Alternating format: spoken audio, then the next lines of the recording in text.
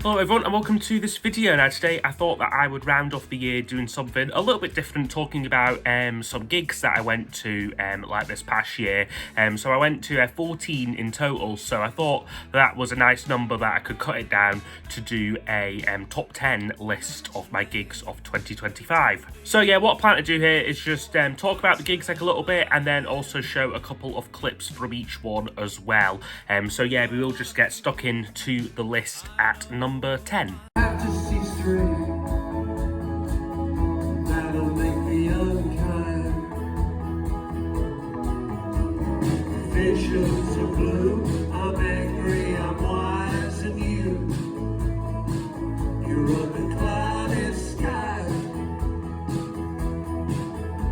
Blue where I crave, blue where I breathe. They once shut my heart the way you chop the tree. Just like sweet rain,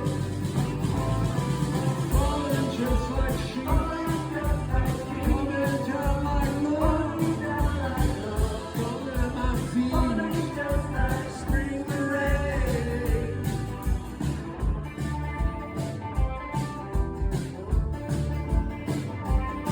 It's good, no shame. I'll die for your memory. We stood that chance.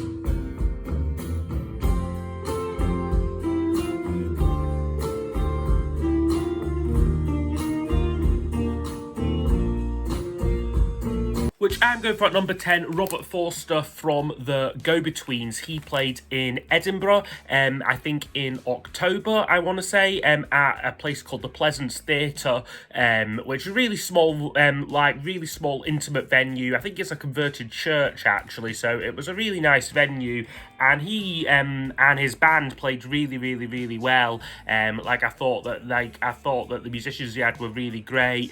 The set list was interesting in the sense that it was a real mix of his solo work and also some Go-Betweens classics as well. A lot performed from this album, like his release from this year, Strawberries, which I wasn't massive on as an album, but I did buy it as a keepsake from the concert which he'd signed there. This was just bought at the merch stall here, as you see it, so I didn't actually meet him and he didn't sign it personally for me or anything. But it was a really great show. Really for me the highlights of the show were the Go-Between songs he did. So he did Draining the Pool, he did Clouds, Silver Rain as well. So there was a good handful. Die for Your Memory as well, probably my favourite off the night there, was the encore. So really fantastic gig. I thought I would definitely go and see him again. So number 9 on my list are Deacon Blue, who played at the Hydro Arena in Glasgow in October. I'm a stranger to the light, to this world and next. All things are possible. Have a lasting life. This is my penalty. Feed my faith.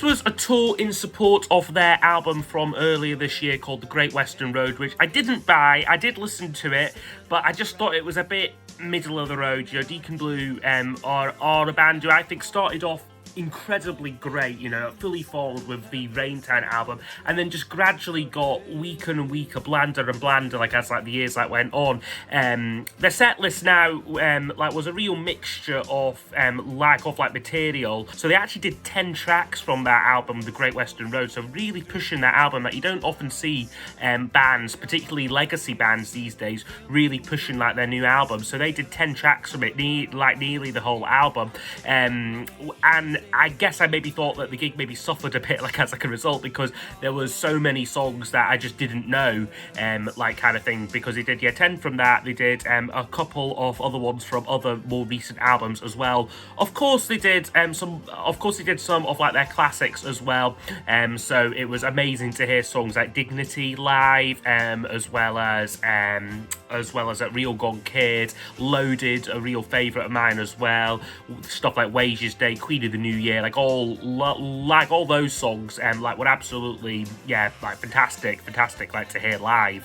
But I just felt the kind of pacing like off like the gig like was a bit off, and probably a couple too many new songs. Like for me, I think they did like lose. I think they did like lose like the crowd like at like quite a few points. Okay, now at number 8 on my list was one of the more recent gigs that I went to. This was back at the start of December, and it's Wolf Alice.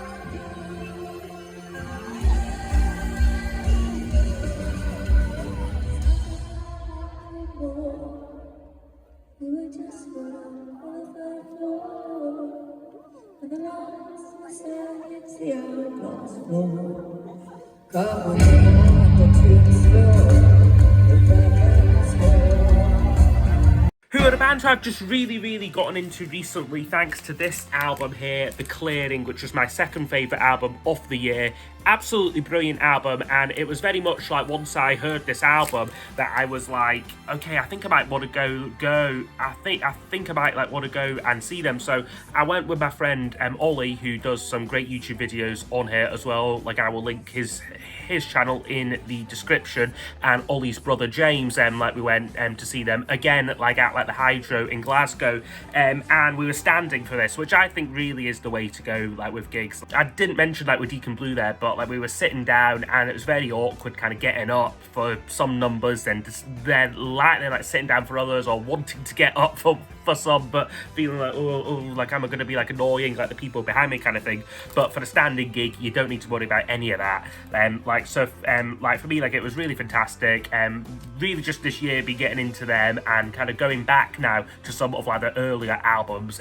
Big fan now of their first album, I think called My Life Is Cool, or My Love Is Cool, I think like the first album is, which is a brilliant record. But nothing tops The Clearing for me. And yeah, they did pretty much most of this album live, which was fantastic to hear. A great live band, like Ellie Roswell, a really engaging frontwoman, and like the band themselves are just really talented people. Like a really great live sound they've got. So yeah, Wolf Alice, fantastic gig here, will come in at number 8. Okay, so next up now at number 7 on my list is the Lathams, who I see way back at the start of the year. This was in March, at the Barrowland Ballroom, again in Glasgow.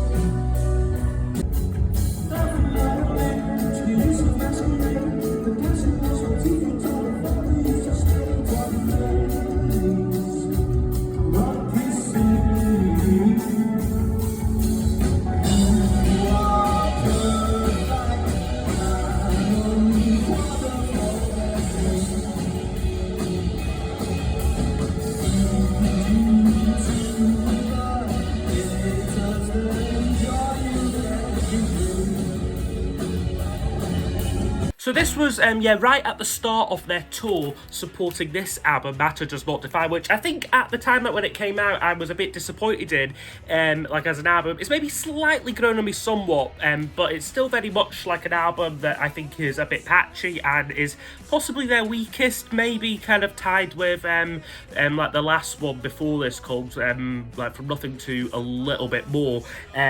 But this gig though was really good, I thought. Firstly, in terms of the vantage point, like as you see that from this videos, we were essentially like front row, like so it was yeah, really great to see them like up close, because the last time I seen the Lathums was at the O2 Academy in Glasgow, and we were so far back, you just couldn't see them at all really, and it's a really awful venue like the O2 Academy. This was the Barrows, so it was a lot more intimate and just so much more like off like an atmosphere really, and like again was great to get like right down like the front. Now as I said, this was also one of the first gigs they did like on like this tour, which was really good for me, because they basically played a lot of tracks like they wouldn't like they would later drop like from like the tour. Like so from this album, like in particular, they did tracks like I think they did Dynamite, they did Knocking at Your Door, and The Gesture, which they I think very soon after dropped like from like their set list. They kind of like they did like I think it must have been about 22 songs, which like gradually, like as like the tour went on, they just cut down their set list until they were performing like 14 songs a night. Like so I'm really glad that like I got to see the Lathums giving really the audience like kind of true value for money, really, performing like a full like near enough like 2-hour set list really. So it was really fantastic gig, like I thought, and like for them great to hear some of these new songs done live, but also like old classics as well, like sort of like very much like up close. Okay, next up now at number 6, I'm going for a bit of a surprise like gig here, like one that I didn't think I was going to go to until near enough like the day before. So this was Paul Simon at the Beacon Theatre in New York.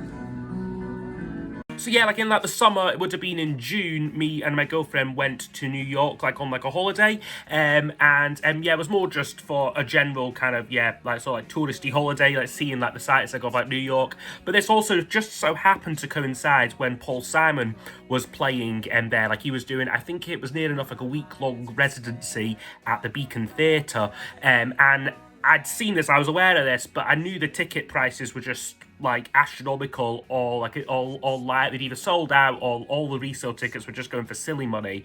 So it was maybe a couple of days before, I think it was our last chance to see him, and I kind of just thought, okay, you know what, I'm gonna do it. Might be my last chance I get to see Paul Simon, so I'm gonna bite the bullet and like get like these tickets. I think we found some for fairly cheap. I think they were maybe, if I say fairly cheap, I think they were still well over like £150 each. But they were right at the back, like of like the theatre. So again, it was a funny one in the sense that you were so far away. The actual concert itself was again quite interesting because he basically really showcased his latest album here, like the Seven Psalms album, which came out in 2023. So it's not even like really like that new, like off an album here. So essentially, the first half of the show was all this album, and then the second half was more kind of hits and kind of crowd-pleasing songs.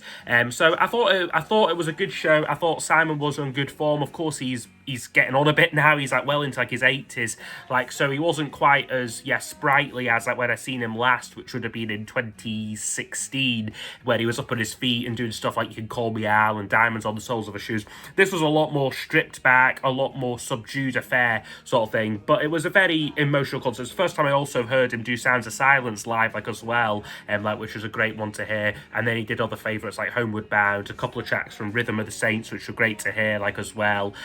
So no, it was a really fantastic show. It's just so happened now that he's actually now announced some UK dates, like taking this show to like the UK. So as it turned out, it maybe wasn't my last chance to see him, although I haven't got tickets for like those UK dates like yet. Like, we'll see about that. But yeah, it was just great to see like an absolute legend live, like in like his hometown, like, as well.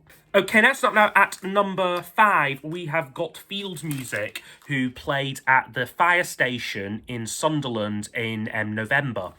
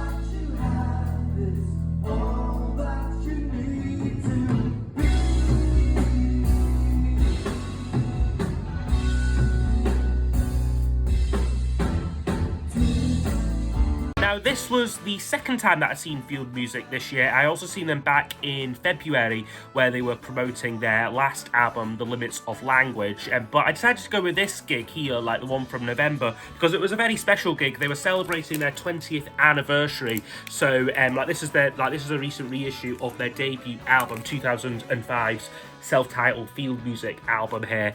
And it was the original 3-piece lineup of Field Music reunited for a number of shows. I think they did London, Leeds, and this one in Sunderland. And I must say, it was a fantastic gig. As someone who is a big fan of Field Music, it was great to hear some songs done live, which you wouldn't normally hear them do. I got a lot of tracks from this album, as well as other favourites like You're Not Supposed To, like She Can Do What She Wants, Give It, Lose It, Take It. Fantastic early Field Music stuff, which in like their normal gigs like they do now, like they don't normally play. It was really fantastic to hear them also live, like in like their hometown, like, as well. They were honoured like before like the gig with a mural on us, and I think like a new initiative called the Sunderland Music Wall of Fame. I must say, I don't know many other artists like from Sunderland, so I don't quite know how big this Music Wall of Fame like is going to get, but that was their mural like that was put on, and they were just handing out these postcards like as like you went in. So that's quite nice there. Can sit with my copy there of the reissued album, and yeah, it was just a really, really fantastic show. So yeah, like I always support Field Music, always go to see them like whenever they are playing. Next up now at number 4 was my most recent gig. This again from early December here. This was the Bootleg Beatles at the Usher Hall in Edinburgh.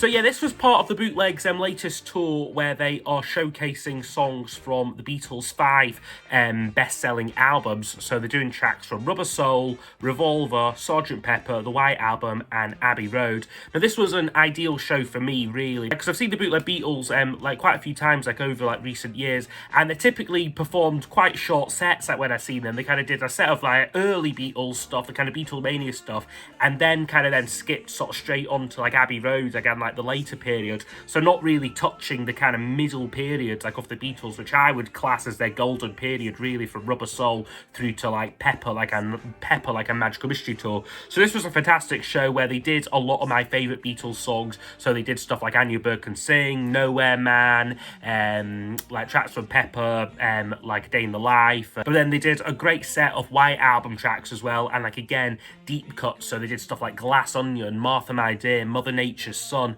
So songs which, like you never hear like McCartney do live like these days, and like it was just fantastic to hear like them do them. We were also sitting quite close up for this one as well, which is always maybe a little bit iffy, like with like a tribute band like the Bootleg Beatles, but it was a really good show though. And like they've got a new Paul for this tour, like as well. Like he's a young guy, I forget his name, but like he's like American, and he did a really, really, really great job, and like off like playing like McCartney, like got all of his mannerisms down to a T, really. So yeah, that's my number 4, and that's the Bootleg Beatles at the Usher Hall. Number 3 now, I am going for Pulp, who I seen at the Hydro again in Glasgow. This would have been in June sometime, I think.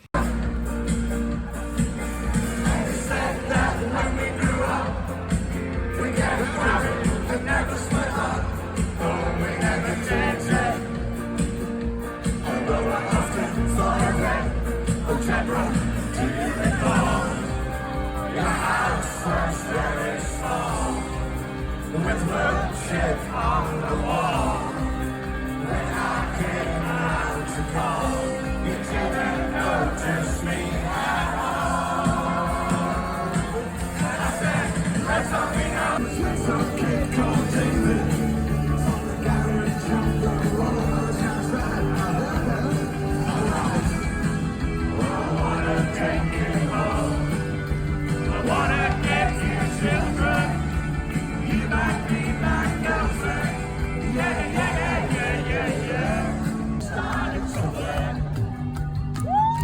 style. I said, pretend you got no money. She just laughed and said, you're so funny. I said, yeah. Well, I can't see anyone else smiling in here. Can you shut up? You wanna live like other people. You wanna see whatever other people see. You wanna sleep with other people. You wanna sleep with other people like me. But you didn't understand. She just smiled and held my hand. So this was a fantastic show they did, like I said, like in support of their new album from this year, More, which wasn't one of my favourite new releases, but it was just fantastic to hear Pulp live, like really. Looking at Setlist FM here, they did 7 tracks from More, so not quite the full album, but certainly like giving like the hardcore fans like a good flavour and like a good serving like from like this new album. In addition to that, they did a lot of like their like early classics as well. So they did 6 tracks from the Different Class album, for example. You also got the likes of Babies, Do You Remember the First Time, Acrylic Afternoons. Yeah, like was a really fantastic show. They did it in 2 sets as well. So both sets were kind of a mix like of like material. So I thought going into this, because I think this was the first night like of their tour as well. I thought going into this that you'd get them doing the whole of the new album like a set 1, and then set 2 would be kind of old favourites, but they kind of mixed it up a bit, which I thought worked really well. I think it kept the audience like engaged. They did a few like old favourites early on, so stuff like Sorted for Ease and Wiz and Disco 2000 came quite early on, but then of course they then saved some classics like for like towards like the end, so stuff like Misshapes was fantastic to hear live, and like I'm really glad that they started doing that one live again. Babies was fantastic to hear, and then of course Common People, just an incredible song. So yeah, this was my first time seeing Pulp, and probably won't be my last. I thought that they were really fantastic. Jarvis Cocker, just an incredible frontman. Like, even if you don't know like every song, like they're still engaging and interesting enough like as a band to be really like entertaining like live acts. So yeah, Pulp would be my number 3. Now number 2, this might come like as a bit of a shock, but at number 2 I am going for Oasis.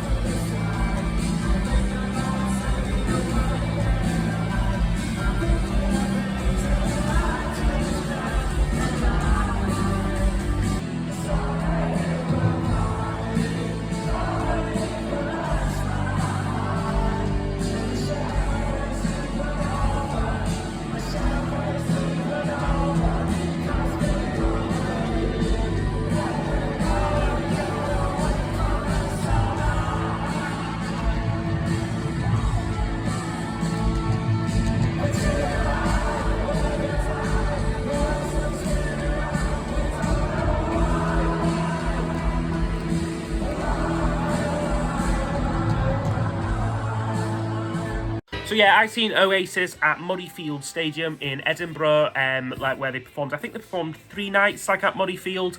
So mine was, I think, the last night on the, I think it was a Tuesday, like I went. And again, this was an absolutely killer concert for me. I've seen Noel solo a number of times, but of course, when you see Noel solo, it's just not quite the same, like sort of thing. It's a kind of different sort of show. Like he's very much showcasing like his solo stuff, which is excellent. But this was very much a kind of Oasis nostalgia fest, and I and everyone else like in like the stadium absolutely like loved like every like minute of it. Just a great set list, really well put together. Both of them like on like Liam like in particular like on like top form like vocally like still like at like this point. Highlights for me would include like Roll With It. I thought was a real highlight, like even though it's maybe not a favourite track live, it really worked. Other favourites like Cigarettes and Alcohol was fantastic. And then of course Champagne Supernova to close off like the night, like with like the fireworks like going off like over like the stadium. Just a really fantastic show. I also picked up this program. This was also like this was the only gig like this year where I actually got like a program. Like, it seemed to have got a bit like out of fashion like programs, but they kind of it's just got some of like the like equipment they used on it. Like on like the gigs there, which is quite nice. There, photos, mostly photos in here. To be fair, there's not a whole lot of information or text really. Just kind of different photos of like the band. I think this is actually various gigs they've played like down the years actually, because I was saying like I wonder why there was a picture like a Glastonbury there, but that's obviously homage to when they played Glastonbury in 1995 there, and then various other kind of photos of their gigs down the years. Main Road there as well. So no, yeah, it was a fantastic concert. Again, when I see them live, it feels very much like a bucket list kind of thing. Like for me, like I know like a lot of people did kind of like follow like Oasis around like on like this tour, and I mean for the hardcore fans, it would have been something like they were waiting like a very long time like to see, and for me like I'm just glad that I got to like experience them live. Okay, so now at number 1 for me, I have got Sam Fender at the like the Royal Highland Showground in Edinburgh, who I seen back in August.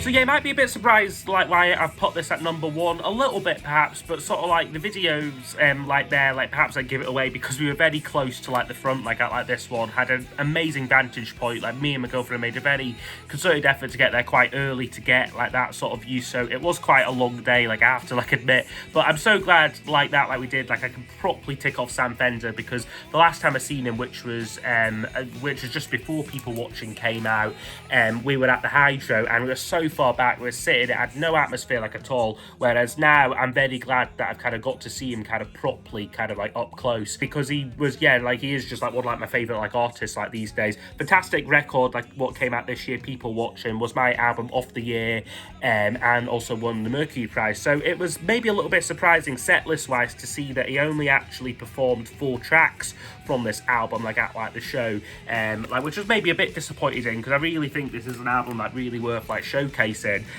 Like, but he did like a good couple from this, like Arm's Length. He did Crumbling Empire, People Watching, and then also did Rein Me In with Olivia Dean, who who was supporting him like at like this concert. And I mean, I must say, like, she's kind of very quickly outgrown the status of being like a support artist now. Like, is easily now like headlining like arena gigs like in like her own right. So like, yeah, like, it was fantastic to see her, and like she joined Sam for like Rein Me In, which was brilliant to hear. Like again, like a bit of like a rare treat there, really. But then it was also just fantastic to see him do some of like his old favourites, like up close and personal as well. So things like 17 Going Under were just fantastic. Like Hypersonic Missiles, like The Dying Light as well. Like just all great live songs, like which worked really well. Like, so yeah, I was really happy to see Sam Fender like this year. Like, yeah, like from such a great viewing point, like as well. So yeah, that is me there gone over my like top 10 gigs there of 2025. So yes, I hope you have enjoyed the video, and I'll see you all next time for the next one. Goodbye.